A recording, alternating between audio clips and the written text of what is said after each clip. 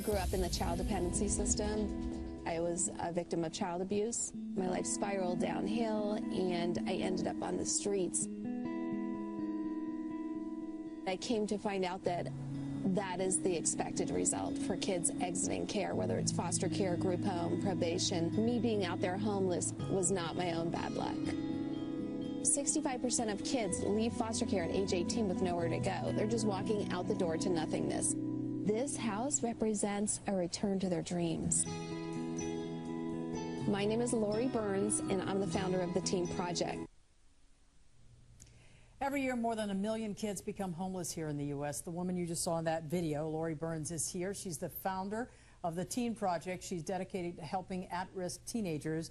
And Jordan Jovanovic is a teenager who really benefited from all of this. First of all, thank you to both of you for being in studio. Thanks for having us. I looked at your face in that video when you were talking about that, and you just lit up. Right. Tell me a little bit about the project. The project, well, I originally started the project after I had 18 foster kids. Believe it or not, I had no idea that kids were leaving foster care to homelessness. And when I found out, I was devastated. So the project is my own inspiration of getting out there on the streets and getting these kids help.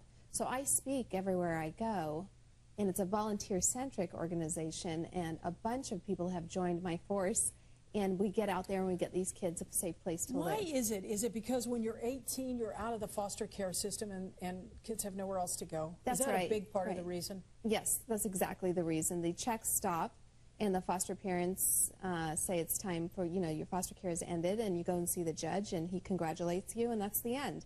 But at 18, with no money, no car, no parents, walking straight out on the street, and most of these kids don't even get the normal upbringing that our kids would get, teaching them about checking accounts or college. They don't have that, so they're very ill-equipped to walk out onto the streets alone. What are we looking at here? Some more video of... Right, this is the Orange County house, and this is our college home that Jordan now lives in.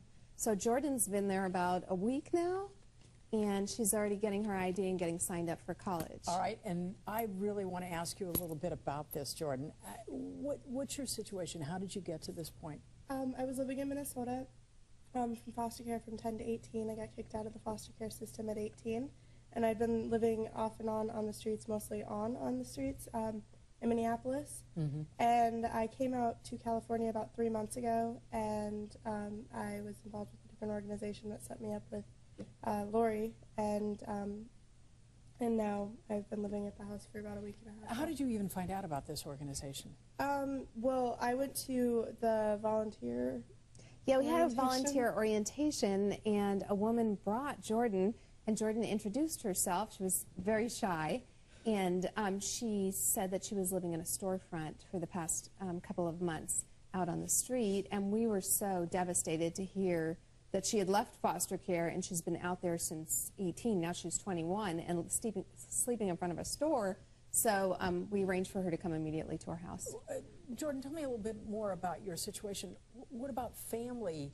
I mean, was there no one you could turn to in Minnesota? My mom is in and out of prison. My dad's living on the streets of Minnesota. My family is a poor family, and it's not something I can rely on. Well, how did you even get to California and know you wanted to come here? I've been wanting to come here since I was like 10. My uncle used to tell me I have stars in my eyes, so I've always wanted to do something with entertainment.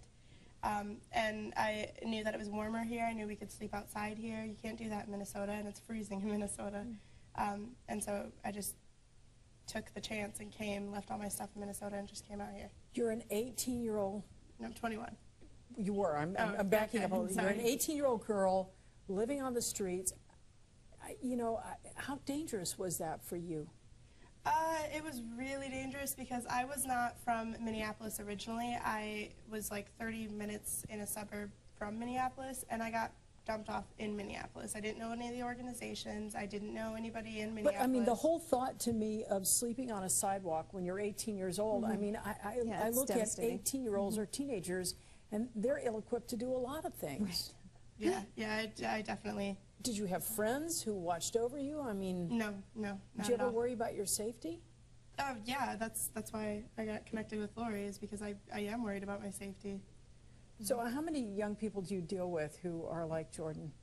Oh, you know, the magnitude of the problem is huge. So we've got 25,000 kids aging out of foster care a year, and then you've got all the runaways too. So when you're on the streets, it's just the magnitude of the problem is too much for one organization to handle, and that's why we created the Venice Beach Pad, which is a portal to all the 17,000 shelters that we refer to.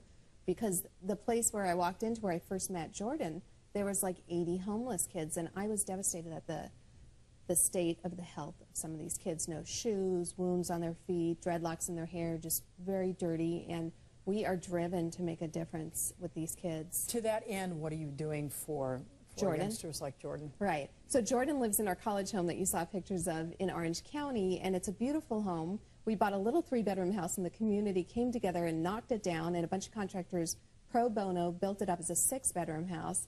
And she lives in the house, free room and board, and she's getting signed up for college now. She chose to go to Marinello Beauty School, and we're signing her up for that. So, and we're just waiting for her ID, and then she'll get rolling. So, and then we'll do job placement. We have internships and things of that nature to get them going, and she stays for 2 years, so she'll be out of school in about a year, and then we'll start working with her career to try to get her going there. Jordan, what is it like for you knowing that you have a place to go and you have people who care about you now? You have a future.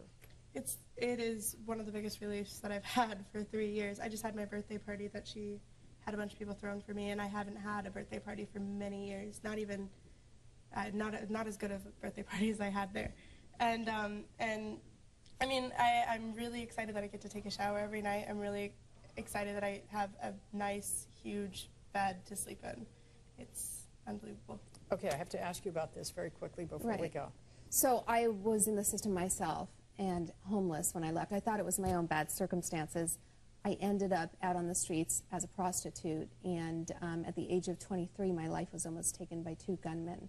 And at that point, I turned my life around, but I had to write the story, Punished for Purpose, which talks about the people in my life I call the 13 angels and teachers that crossed my path to make me the Fortune 100 executive that I am, the foster mom, and the founder of the organization that we just discussed. It's very good work that you do. Thank you for coming in. Thank you so much for having us. And good luck to you. Thank you. All right. It is warmer out here, isn't it? Oh, yeah. All right. Good luck.